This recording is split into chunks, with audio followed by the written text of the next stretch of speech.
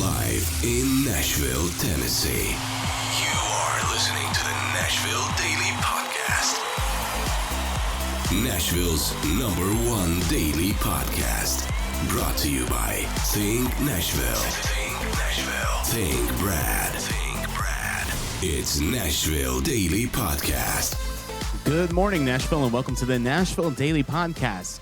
If you're wanting to learn more about Nashville, head to NashvilleDailyPodcast.com. Our new website is up and running. But today's episode is brought to you by ThinkBrad.com. If you're looking for real estate here in the Middle Tennessee market, visit ThinkBrad.com, or you can call or text Brad 615-856-3270. Also, subscribe to his YouTube channel. He's bringing a ton of valuable content about the Nashville market, what's happening in the real estate market in general, and so much more. Also, we have launched our new company. This is called Explore Tours, and we're currently doing an incredible giveaway for the rest of this week. If you use the code ND100 at exploretours.com, that's XPLRtours.com, you can redeem a Nashville history walking tour completely for free. This is only happening until Saturday of this week. Yes. And then next week, we're going to be offering another discount code, and then we'll permanently... It will not be free. It will not be free. It's going to be discounted. So get the free one. Get the free one while you can. But we're also going to be having a specific code that's in every single episode for a discount on one of the tours. Yeah, but they're very different. They're different. And they're going to be very different. They're going to be very unique. There may only be one or two of them available. So one or two uses available. Yep. So I would take advantage of this promo right now because it's probably the only time we're going to do anything like this. I know the weather today, no bueno, but Friday and Saturday, it's looking good. Really, really good. Yeah, it's looking good over on Friday and Saturday. In Explore Tours, we had an episode about this yesterday. This is our new company, our new in Denver, and basically we're going to be doing some awesome tours. We have a Nashville history walking tour. We also have a coffee and Civil War tour that's taking place. Let's show the screen. Hold on one second. I exited out the other one. We are live switching the cameras ourselves, folks. So hold on. Back to the way we used to do it. We used to do it. All right. So okay, let's go ahead and show the screen if you don't mind, Aaron. It is taking its jolly time to load right now. Okay. It's probably because I switched to too many browsers, and it's like I don't understand. Do you typically have a lot of tabs open? I have about 500 tabs open right now. It's a mess. Okay. But we have the History of Nashville walking tour. This one's going to be taking place in downtown Nashville. We have the Civil War and Coffee walking tour. This takes place in Wedgwood, Houston. We also have the Tennessee Top Waterfalls tour. This one takes place about an hour and a half east of Nashville. Then you have the History and Hogs tour. This takes place in Nashville, Columbia, Tennessee, and Franklin, Tennessee, back to Nashville. And then you have the Tennessee Heights and Underground Sites tour. This one takes place on top of a mountain and then in a cave. So on top fun. And then under another mountain. Under. And then you have the Sunrise Photography tour, which is taking place in downtown Nashville. You could visit exploretours.com right now to redeem a free walking tour of downtown Nashville. All right, so that is, I would heavily take advantage of those discount codes on there. Like we said, that is ND100 to use on the History of Nashville walking tour through Saturday. So pretty much Friday and Saturday now at this point. So I would 100% start to use that before something like this goes away. So the Tennessee State Capitol has been in the news a lot recently. Not just local news. No, national news. We're getting national attention everywhere right now. Supposedly there's going to be walkouts happening all over the country and in support of the protests last week here. But there's just been a lot happening. But one of the biggest things that's happened is the General Assembly has voted yes on redistricting Nashville from 40 council members to 20 council members. And there's actually some more information coming from News Channel 5. So this is this week's Metro Council meeting. On Tuesday, Metro Council members listened to more than an hour of public comment, with the vast majority opposed to the idea of a 20-member council. The public comment was tied to a specific resolution from Councilwoman Courtney Johnson, asking Metro Planning to draw up a map with 17 district council members and 3 at-large members who represent the entire county. Other county members filed substitute resolutions asking the planning department to consider other configurations like 15 district members and 5 at-large members as well. We talked about this, was it last week and a half ago? If you go into our archives on our YouTube channel, Nashville Daily Podcast, there's going to be a map of Davidson County. Yep. We talked about this breakdown, and then we talk about the Turtle District. It's so much fun.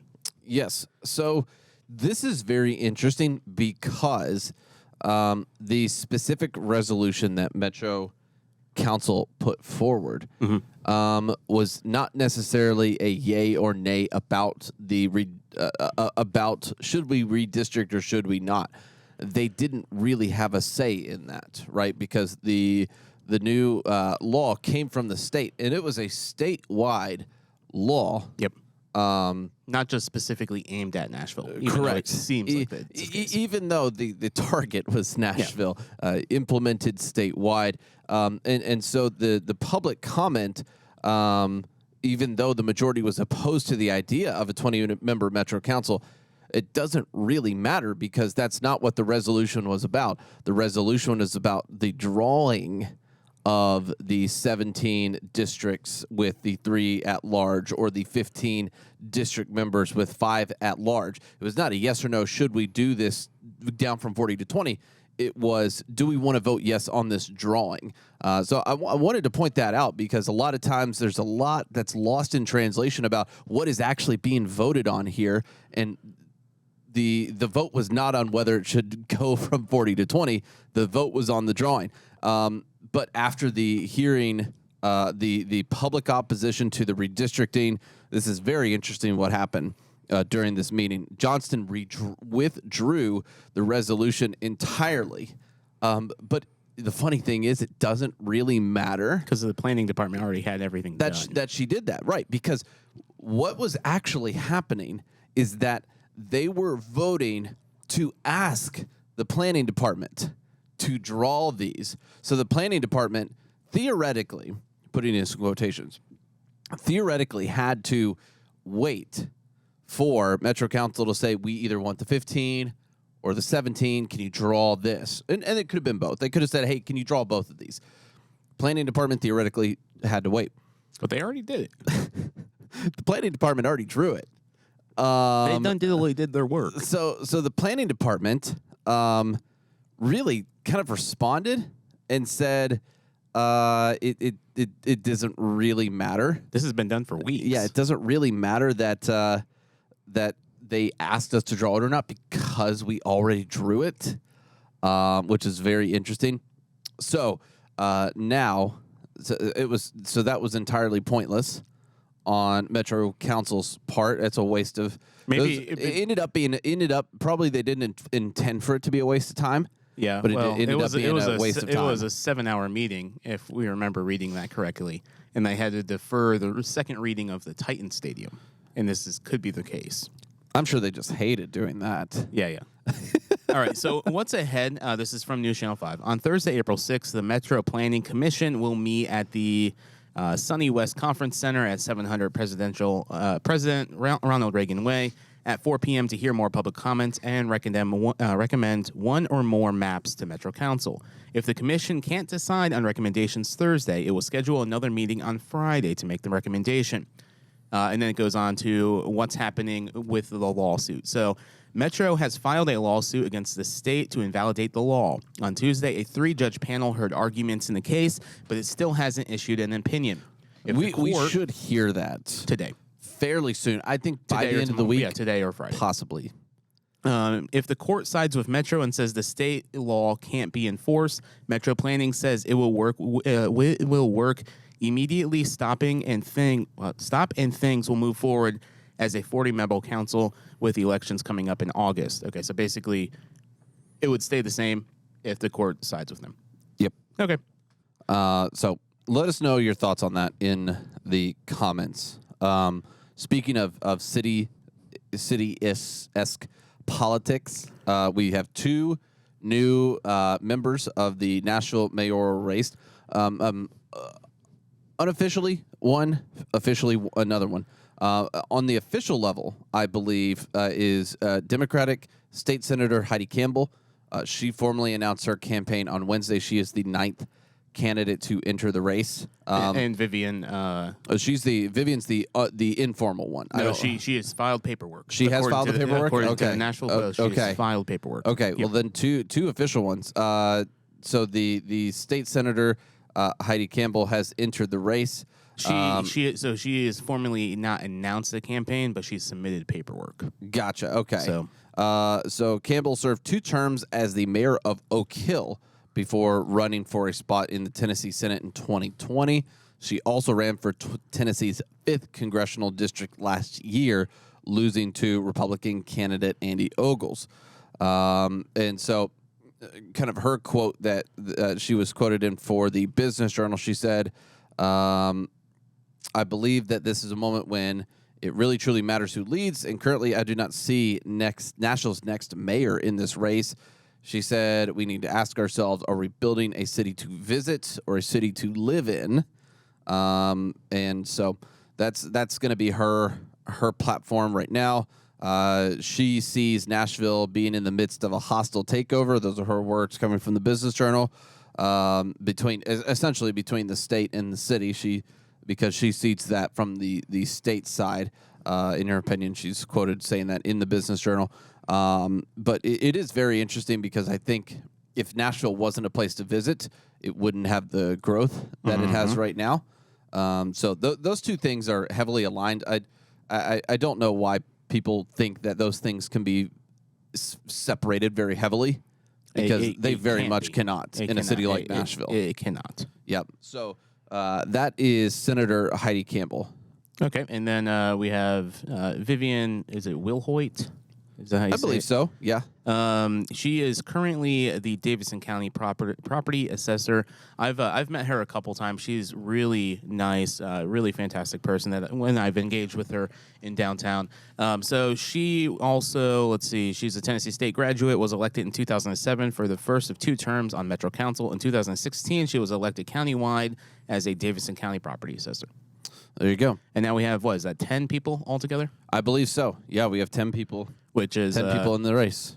They have until I think it's May 13th to file, so we may see another 20 people pretend to be mayor. Yeah, we Soon. yeah, we may, which would be very interesting. 9 is already seems like a lot. 10 is a lot. 10 is a lot. Yeah. But I think there's going to be probably 4 or 5 more, maybe. I don't know. 15 people running for mayor sounds about right. Yeah, it's way better than the 4 for the last election. Yeah, it is. Even better than all of that is local Nashville food, of which we partaked in recently. Down the street from us is a well-known establishment, at least by us. It's named Cletus. It is a smash burger place, and recently, when we say recently, we mean yesterday. Yeah, they expanded their menu into some new offerings. We didn't hesitate on the chance to go and try some of their new menu items. I'm just going to tell you one of the things that I had, it was kind of new in their sandwich category, it's called the Lala Caprese, and it was a turkey sandwich with a big round chunk of mozzarella on there. It had basil. It had mozzarella sticks. Yeah, it had a kind of a fried, smashed mozzarella stick on there, and I can't remember the sauce that it had. It looked like a pesto. Yeah, some kind of pesto balsamic. Yeah, kind of. Yeah, something like that. And it was absolutely incredible. The turkey was fantastic. The sandwich as a whole was just, I loved it. It seemed like a sandwich that would be like what's in Stewart's beard type conversation. You would think, but it was actually a fairly clean bite. Okay. For all of this. Yeah, but you've seen me eat. So I had the brand new smoked kibasi, and I eat kibasi probably 2 or 3 times a week. It's one of my go-to meats at my house. And they did this maple glaze syrup on it. It was delicious, delightful. The kibasi was perfect. I also tried their new chicken wing options. They have garlic parmesan chicken wings, and they have the maple glaze syrup chicken wings. I don't think it's a syrup. I think it's a glaze. The glaze. Yeah. but their chicken wings are fantastic. Yeah. Potentially my new favorite chicken wing place in town. The kibasi was amazing. Like I'm gonna just go there and eat the meats. That's all I'm gonna do. Today's episode is brought to you by Screen Threads. If you're looking for Nashville themed merchandise here in the city of Nashville, head to screenthreads.com, or you can visit them in person at Marathon Village, and you can use the code Nashville Daily to get 10% off your online order or in-person visit. They have a lot to offer. They have candles, Nashville themed T-shirts. They have Christmas ornaments. They have stickers. They have Nashville sweaters. They have Nashville-themed puzzles. They have all things Nashville. So visit them at screenthreads.com. Talking about visiting, the Nashville Business Journal is coming out with their annual book of lists. And Aaron, have you ever purchased a book of lists from the Nashville Business Journal? No, because we have the subscription, so we can look at most things online. Most things. Most things.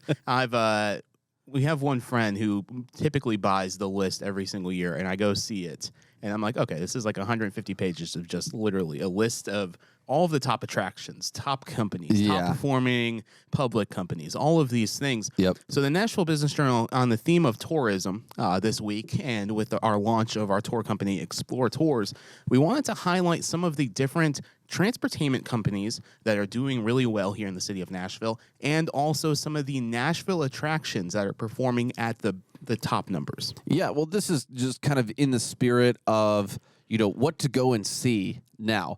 And if you don't know what other people are going to visit, this will really help you to see, okay, these are the attractions that have kind of proven themselves over and over again that they're worth visiting because of the numbers of visitors. There are some, and we'll point them out if we say, hey, this doesn't necessarily, we wouldn't have put this in this spot if we were ranking them. But the visitation is there, and it could be location, it could be proximity, could be for one uniqueness factor that may or not be worth going to visit just based off your preferences. So we'll really try to break down some of those unique factors as we go down this list. Let's start with the least fun, the Transportainment, because most people listening, I would say, probably will not be going on these Transportainment. We mean the things that you see riding downtown, these converted buses and unique vehicles into these kind of party-type vehicles. There's one company here on this list. I wouldn't consider them Transportainment. I would consider them like a premium tour company in town. Okay. So let's go into it. Okay, so number one is the Nashville Tractor. In 2022, they had over 150,000 people partake on the Nashville Tractor. So all those people breakdancing and dancing dirty on Broadway, there was on part of the Nashville Tractor. Wow. Yeah. Joyride, 125,000. That one's interesting. So they operate 48 vehicles in Nashville. Vehicles are in quotation marks. They're golf carts. They have one or two like bigger party buses. Right, yeah. But most of them are golf carts. So that's interesting to see that. And the Well, you looked up the tickets for that recently to see how much that was. Through a third party. Let me go ahead and look up their website again. Because I'm looking at so they have a party bus apparently. They have a tractor tour. They have an e-bike tour. They have a bus tour. They have a walking tour. They have a monster truck tour. Yeah, I've seen the monster truck. So I think their inventory is a little bit more than what they because I believe, did Joyride start with the complimentary golf cart rides years ago? They did. And they would operate just off of tips. They did. So that was a long time ago. Their sightseeing tour starts at $45 a person and goes up to $99 a person. This is a shopping tour of Nashville. And then they also have a Pokemon Go tour for $45 a person.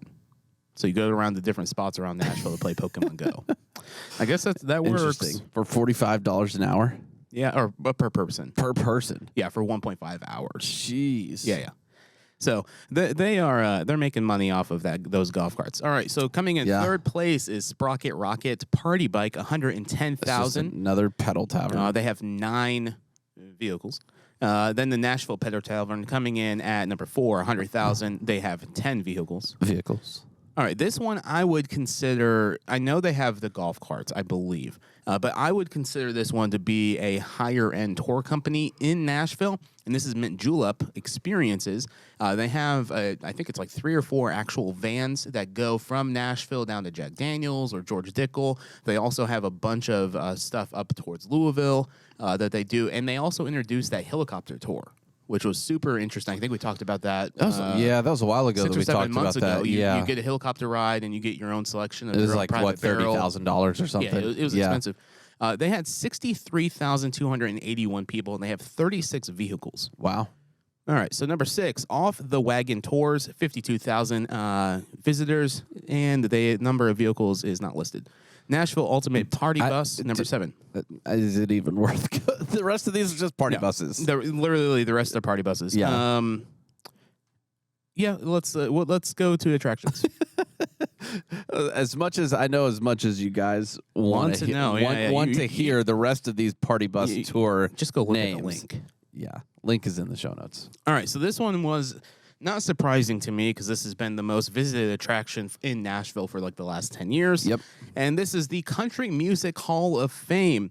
They are a nonprofit, so they do have to report their numbers. Yes. And so in 2022, I believe this is a record-breaking year for them. They had 15 million, over 15 million people. They did not. Not 15, 1.5 million people. I was zoomed out so far, it looked like 15 million. I was about to say 15 million. Not even all of these combined had 15 million. 1.5 million. I messed that number up, folks. So over 1.5 million.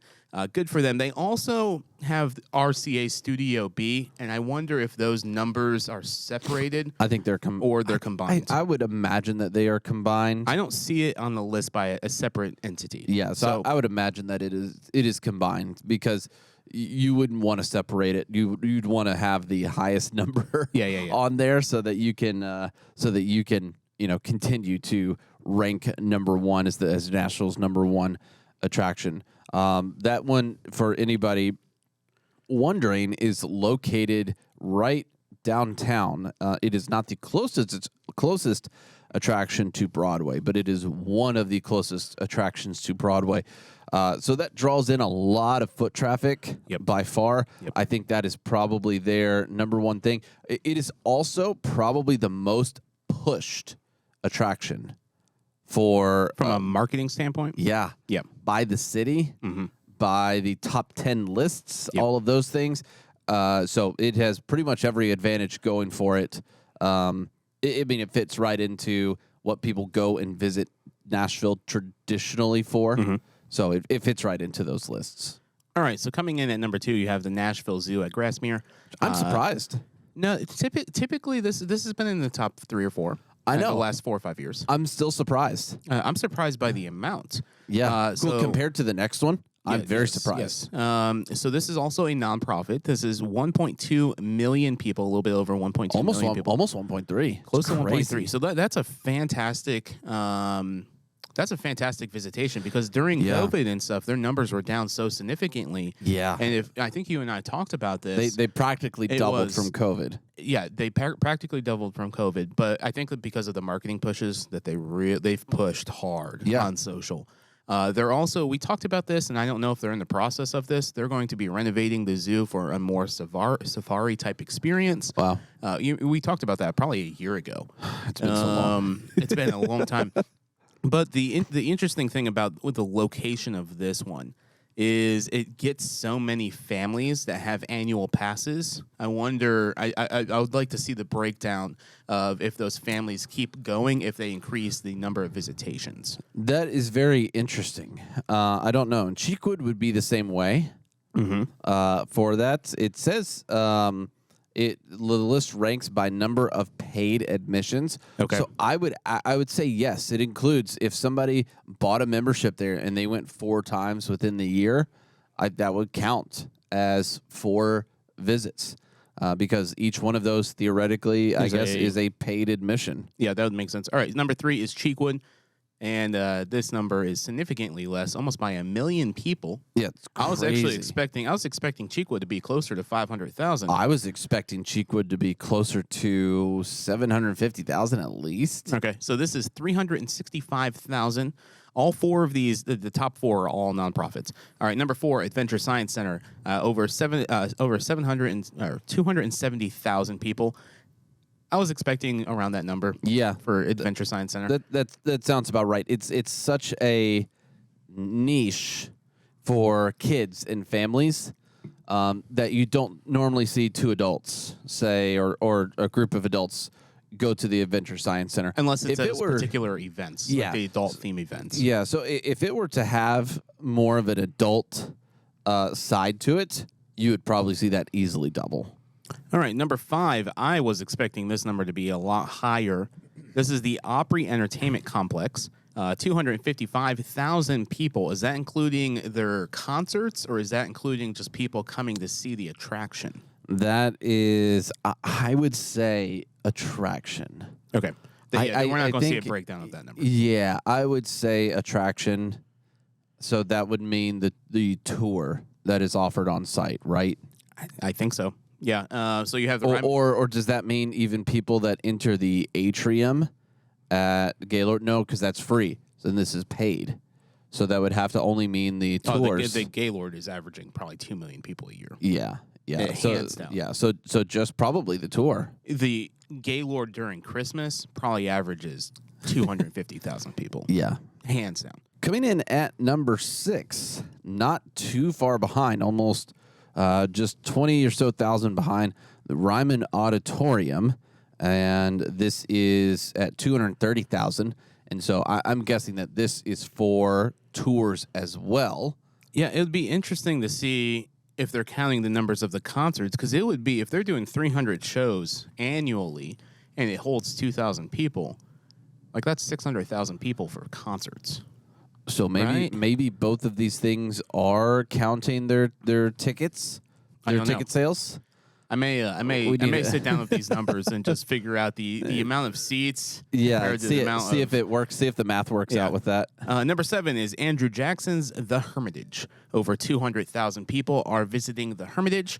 And number 8, General Jackson Showboat, 145,000. Friss Art Museum. I'm surprised by this number. The Showboat. I'm actually shocked that it got that high. The General Jackson Showboat is outperforming the Friss Art Museum, which makes sense. I would not have guessed that, honestly. I would. From a marketing standpoint, I think the General Jackson has the From advantage. A marketing standpoint, yes, but it's such a, you have to be so intentional to go out there and do it, and the cost is much higher than the Frisk as well. Yep. And it's still getting a higher number, just by 2,000 more than the Frisk. It's probably because of all of the people staying at the Gaylord. And the Gaylord's like, hey, we got this boat. Just kind of upsell it with their tickets and experiences. They do have a funnel that is probably a little bit more advanced than the Frist. So the Frist is a nonprofit. This is located in downtown Nashville. I'm surprised by this number. 143,000 people have visited the Frist. Then you have the Discovery Center at 100,000. You have Carton and the Carter House. Hold on. Talk about the Discovery Center. We never talk about this place. The Discovery Center, is that the one... I actually don't know where this is. That's why I'm like, let's expand on this, because it's making it in this list, and it's in Murfreesboro. We never really hear about it. We've talked about it like once or twice. So it's in Murfreesboro, and it's like a kid-friendly attraction. And basically, they have like fire trucks and all of like this interactive things that you can learn. Basic version of a science center-ish. Yep. With that's like exactly just hands-on things for kids. That's how often we go to Murfreesboro, folks. We don't know what's down there. All right, so now we are past the top 10. Number 11, the Carton and the Carter House. 84,000 people have visited them. Lane Motor Museum, I wish this number was higher. It's such a hidden museum, like a hidden gem museum here in Nashville. Yep. This is located on Murfreesboro Pike, 47,000. Now we're getting into very low numbers. All right, Musicians Hall of Fame, 35,000. Poor Musicians Hall of Fame. They should be getting a lot more. They're in downtown Nashville. And they've got a lot of memorabilia. Traffic. Yep. Yeah. They have great exhibits. All right, so then you have the Customs House Museum and Cultural Center, 34,000 people in Clarksville, Tennessee. Okay, how is that rivaling the Musicians Hall of Fame? I have no idea. That is wild. I don't understand. All right, Leaper's Fork Distilling, 30,000. Belmont Mansion Distillery. Yep. Belmont Mansion, 29,000. Tennessee Central Railway Museum, 10,000. Tennessee Sports Hall of Fame, 10,000. Travelers Rest, 22. Oh man, 50. That needs to be a lot higher. And then you have 2 breweries. Okay, you're missing a ton of you're missing a ton of distilleries. I assume they don't reveal their numbers. A lot of them. That could be it because we know that there are. Well, Pennington. There are a lot that have higher numbers. Pennington probably is close to 50,000 people. Yeah. Jack Daniels at 500,000. Yeah. Or more. So Jack Daniels does not fit in the attraction range for this because the Nashville area, they don't fit in the Nashville area. Interesting. But Cheatham, Davidson, Dixon, Montgomery, Robertson, Rutherford, Sumner, Williamson, and Wilson. It's because it's Moore County. Yes. That's why. Yeah. It's interesting that the thing in Clarksville's in the 14th. You would think there's other things in Nashville that would be ranked more than that. I don't know. All right, let us know your thoughts in the comments below. What's your favorite attraction in Nashville as well? Yeah, and let us know also if you think that some of these should rank higher, or is there an attraction that is missed? I think we've read this list before, and we realized there's this thing that's not on here. So let us know if there are any attractions that you also love in Nashville that haven't made the list. Let us know. We'd be grateful to cover it. See you tomorrow.